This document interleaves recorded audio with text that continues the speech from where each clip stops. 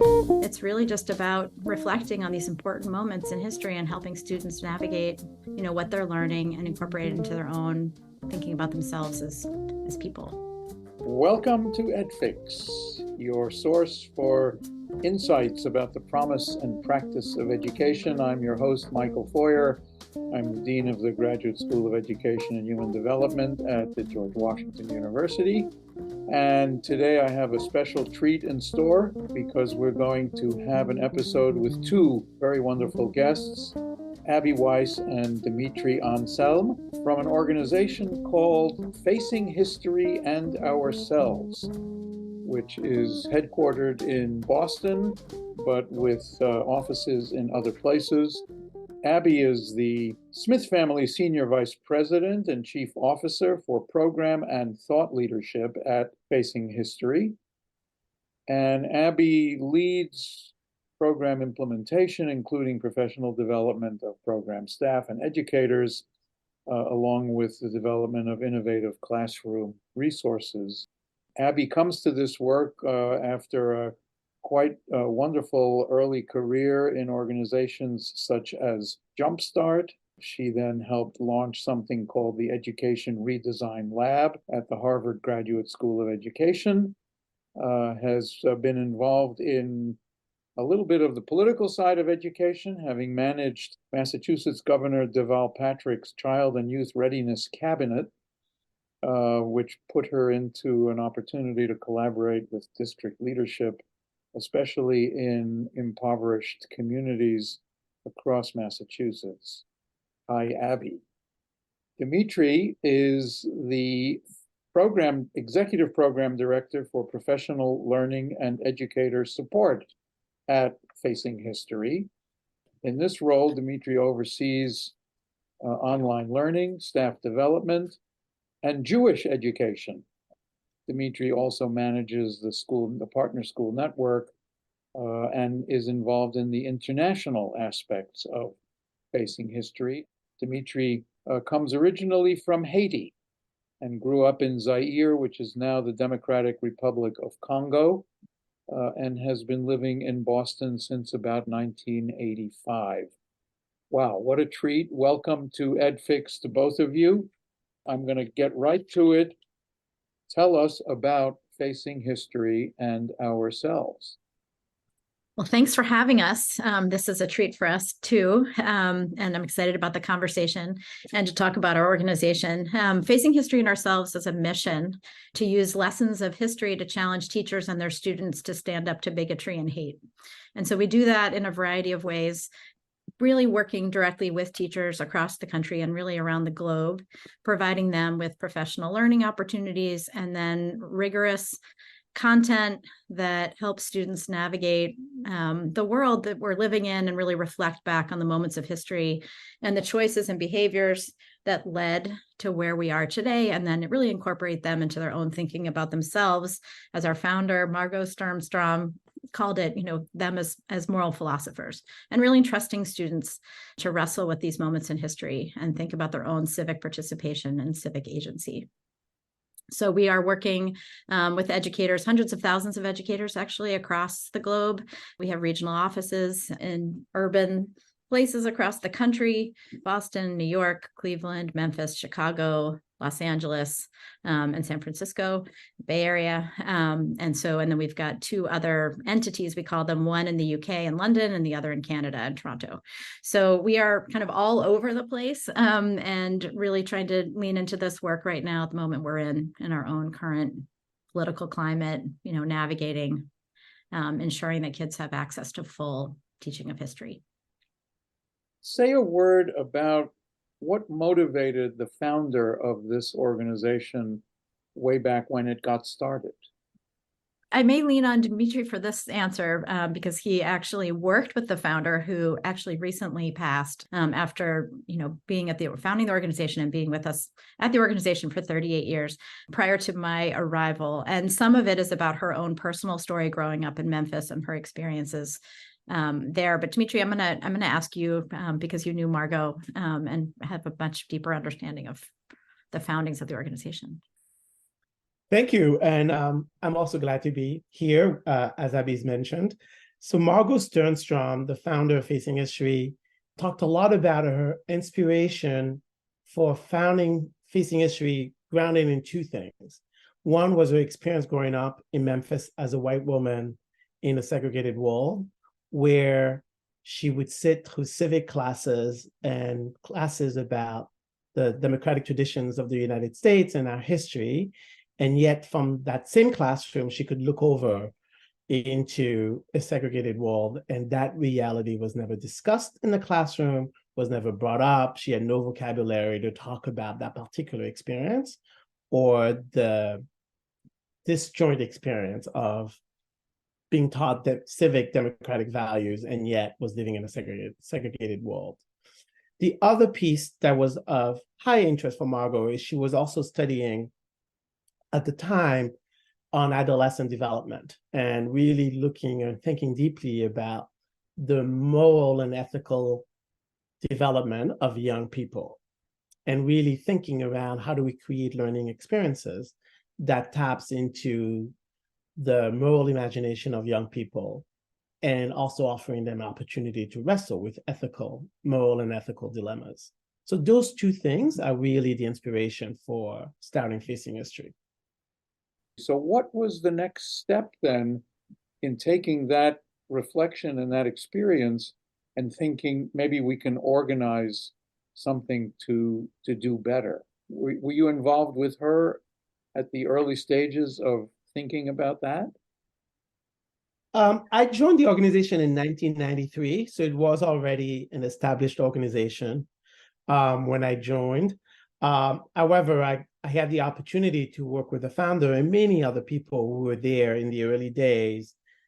I think what drove the educators who founded Facing History, and still do today, it's a network of over 400,000 educators globally, right? Both in the United States and outside. I think it's a deep respect and love for working with young people. I think a Facing History teacher is by their natural affinity is wanting to find ways to give young people voice and agency in their own learning. But I think we know that young people today continue to have that cognitive dissonance, that there are lived experiences from the cultures in which they live, in the homes that they traverse, that doesn't necessarily oftentimes finds space in the classroom or in the school sites that they have to go in. And so many students have to do some form of code switching. We work with a psychologist. We talked, John Amici, who was based in the UK. We talked a lot about having to put on a suit in order to enter the school building. I think that cognitive dissonance continues to happen today. And I think that's what we're facing history in ourselves. That's the ourselves challenge. So how do we create schools? How do we create a pedagogy of teaching and learning that will begin to allow students to be themselves, that the classroom learning will tap into what they know and then build upon what they know and actually activate also the things they do not know, right? Develop that curiosity for learning even more. Can I just add one thing? That's beautifully said. And the only thing I would add is that I think our place in that, in addition to our resources that we can talk about that we've had for a very long time, looking at the Holocaust, looking at Reconstruction, at these kind of big moments, the Armenian genocide.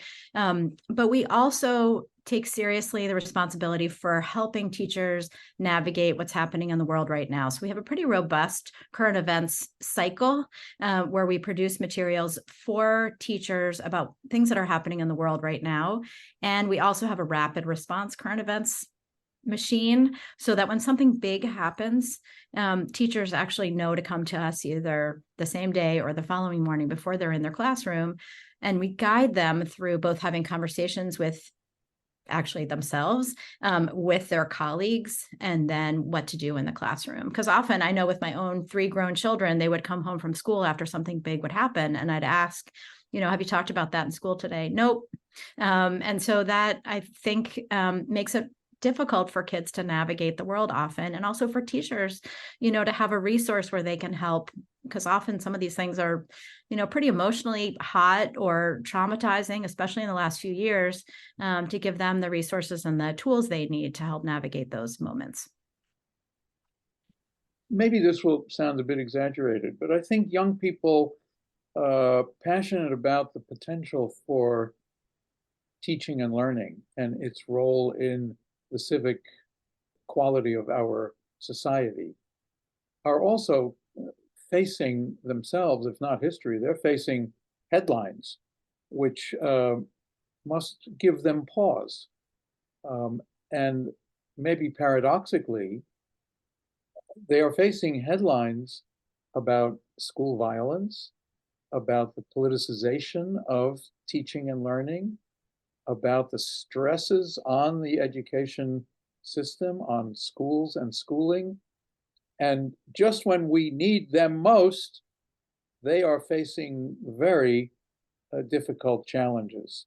Does facing history and ourselves, does your organization view itself, do you view yourselves as providing a little bit of a protective coating for prospective teachers so that they know they're not going to go into this environment and suddenly be completely on their own, that they've got help on the way? Is that part of the ethos? It is very much part of the ethos. I think when I started teaching, it was literally 40 years ago, in the 90s, in 1993. At the time, we were having lots of conversation around the country about the need for professional development for educators. And still today, 40 years into it, professional development continues to be underfunded, continues to be an afterthought in our work, but it's incredibly critical to the practice of teachers, right? So whether you're a prospective teacher, you're new to the profession in your first 5 years of teaching, or you have been a veteran teacher, practice and establish, you need professional development, ongoing professional development that allows you to reflect on your practices, gives you opportunity to learn new moves, new approaches, and learn to adjust your lessons. Adjust your lessons, your practice, the kind of questions that you are asking young people, because things are changing for them. And we know from research that the good teacher is a good learner. It's that ongoing learning is actually part of the craft of teaching. That is part of what makes effective teaching. And yet we haven't built an ecosystem where it is a consistent loop for professional learning for educators. And I think that's where we come in, and that's what we're trying to provide. So for prospective teachers, we would say, yeah, you attend professional learning from Facing History, whether they're summer seminars, online workshops, online courses, because you need that professional learning that A, is going to give you your content, give you grounding in rich academic content, because a teacher is only as good as they know the content in the discipline in which they teach. So we need to provide you with that. Second, we also need to provide you with access to teaching strategies, pedagogies, ways to engage students, learning to, the skill set of learning to understand students' voice, agency, their lived experiences, developing equity mindsets. Those things are not natural. Those are things that us as educators, we learn to do, and we learn to be better at this over the years. So that's where professional learning comes in for educators. So content is important. Having the lesson plans, having the teaching moves is important, but you can't do them alone, right? So we have built online demands on the online learning center for teachers, where they can access classroom videos, they can access the teaching strategies, the content. But to do it just by yourself is not sufficient. We really believe you need that community of educators. So that's why it's important to jump into a webinar, or you join an online workshop, or if you can, if Facing History is close by, you attend a face-to-face summer seminar, because then you are in a community of practice with other educators. And as I've mentioned, we do this work internationally as well. So whether you are teaching in Mexico, El Salvador, or you are in France, Northern Ireland, South Africa, we believe that that kind of learning community of educator is important to your craft, to your teaching. That's what makes you a better teacher. I'm taken by the phrasing, Dimitry, that learning is a very integral part of teaching. But I wonder whether that's an attitude that is shared by a lot of people who are very influential these days, either in opinion writing, in school boards, in the political surround of all of this. And I know, Abby, for example, you must have to deal with this a lot in terms of the way the press picks up on some of your work. Use that as an opening to how things are today. I have said more times than I care to admit, since I arrived at Facing History 3+ years ago, that this is just an incredibly hard time to be a teacher. It's a hard time for us to be citizens who are watching the world as well sometimes, but to be a teacher, to navigate what's happening, I use that word again, to what's happening sort of outside of the classroom, that has a pretty significant impact about what's happening day to day in a classroom. I feel for teachers. I deeply respect them and want, as an organization, for us to do everything we can to support them and not make their jobs harder, but to actually make them easier, and ways for them to really, support their own learning agency, and also how they're, working with their own students. Our approach has been to listen to teachers, as I said, to think about what it is that they need, as opposed to what we think they need, which takes discipline. And then to also kind of keep our eye on the ball. Our work is really kind of stands on its own. We have 40 years of incredible evaluation data that say that it improves teaching practice, that teachers actually have more professional satisfaction from participating in our professional learning experiences, which is huge right now since teachers are leaving the profession in droves. And that students actually come away from the courses, the Facing History materials, really understanding their own place in the world and understanding multiple perspectives, being able to talk across difference. So we really try to focus on that, focus on our mission, focus on the fact that we're helping support the growth of these young adults to come into society as adults, talking across difference, understanding that we don't have to live in this extremely polarized world, that there's a way to talk, to understand, and frankly, to listen better, and understand where people are coming from, and make their own judgments about who they want to be and how they want to show up. And so if we keep focused on that and worry less about, the politicization of our materials and resources, which actually, frankly, we're really, I think, because we lean so heavily on primary sources, we've been able to really, I think, walk through this time relatively safely for teachers, and not making it overly complicated or difficult for them to, in most places, to use our materials and resources. So that's been our approach. It's not easy every day. And it is a everyday conversation and calculation, frankly, about how we show up and what we do. But the work we do is, I think, unimpeachable and is not political. And it's really just about reflecting on these important moments in history and helping students navigate, what they're learning and incorporate it into their own thinking about themselves as people. So I want to get back to this distinction between the pedagogical side of what goes on with Facing History and the content side, because you've both made a strong case for teachers needing to have a rigorous grasp of the fundamental content.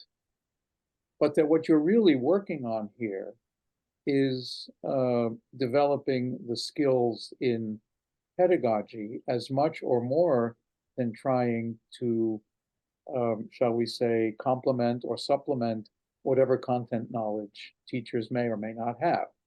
To what extent do you, in Facing History, view that distinction and overlap as critical to the way you design programs and evaluate success.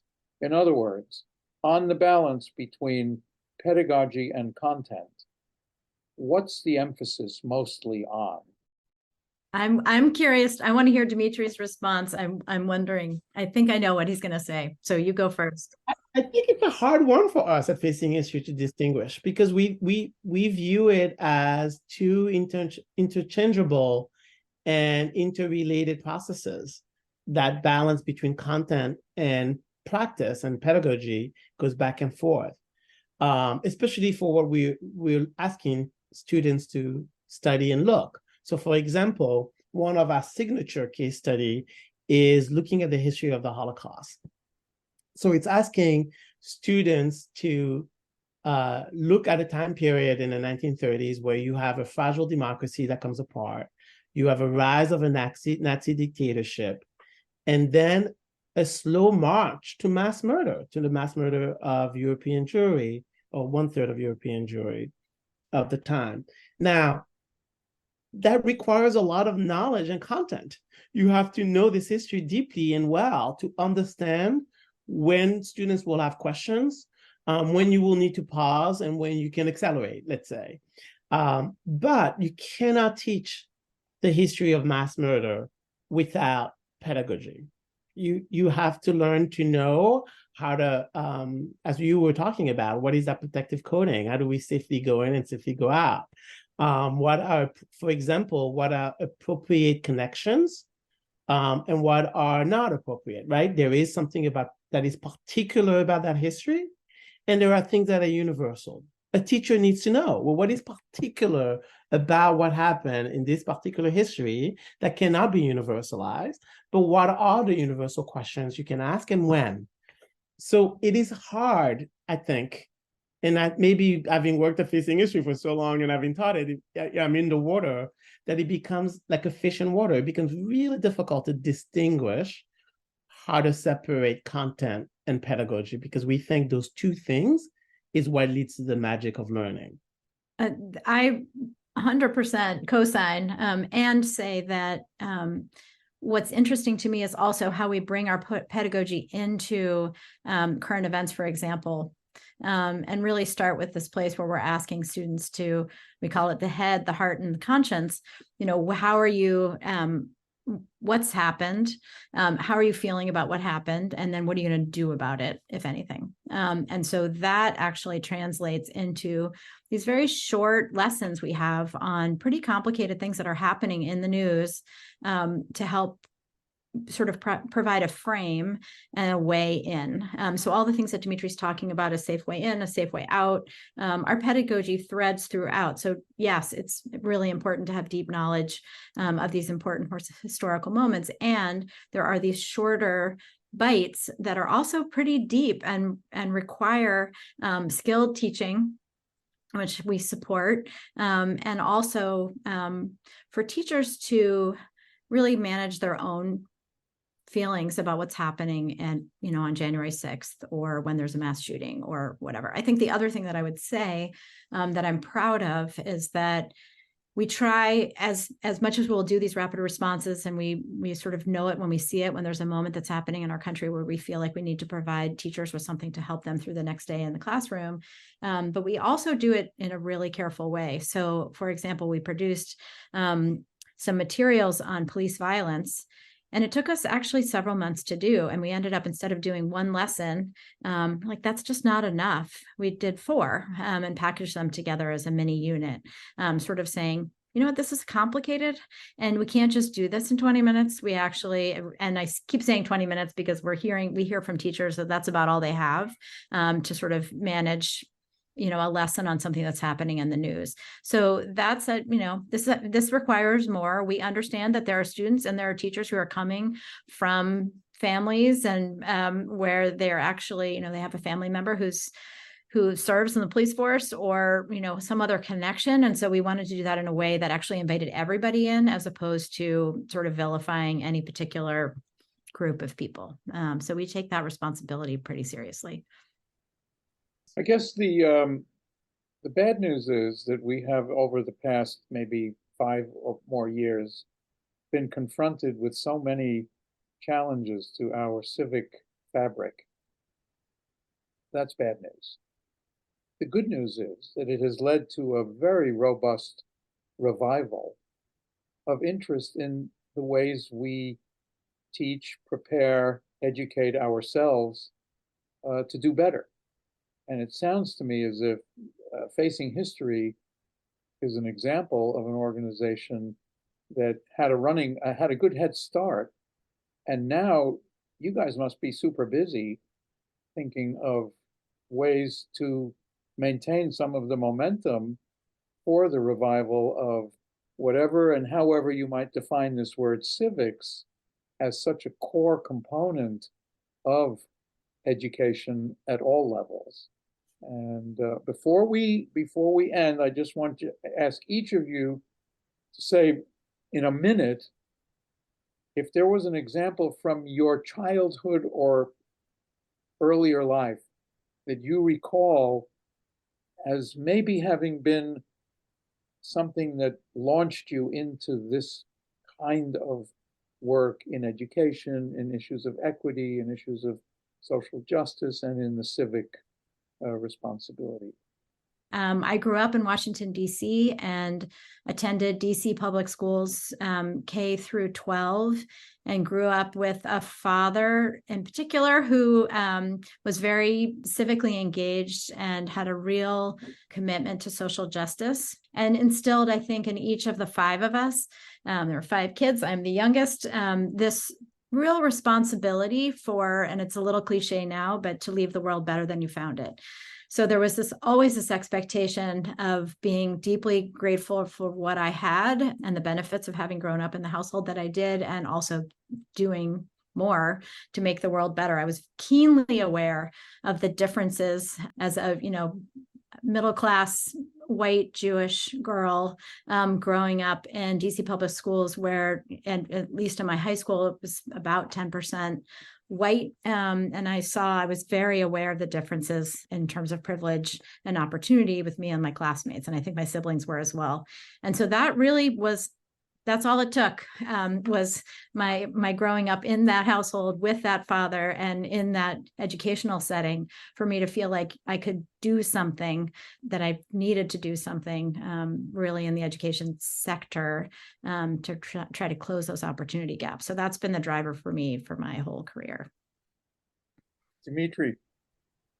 I think my experience was in the fall of 1985, my family immigrated to the United States. And in the fall of 1985, I started high school in a small Catholic high school in the city of Boston. And it was a radical experience of learning for me. I got into a school building where the teachers shook your hand, they introduced themselves, and they told you that they were so glad that you were here. Prior to that, I had grown up in the Congo and went to a French school with a lot of colonial legacies. So teachers did not shake hands with students. And the idea that an educator in Kinshasa would have told me that they were glad that I was in a building, that just wasn't the way schools happened. And then in classrooms, I was being asked my opinion, like classroom debates. If you read a text, you had to tell them what you thought of the author. And even more blasphemous, the teachers would ask you whether you agree or disagree with the author. These were not things I had been trained to do. Again, my experience had been, if you're in a classroom, you remain quiet, you take notes, you never ask a question, because a question means that the educator has not done their job well. So I was shocked. I was shocked by that kind of learning. And I think that really excited me. And I wanted to figure out ways to make that learning more accessible to even more students. And I think that's what started me on that path. Thank you, both of you, for sharing some of the important background that makes a big difference to the way we think of our lives and what we do. I want to thank you both ever so much for a truly stimulating conversation. I wish you both continued success in this. It's been a pleasure talking about it.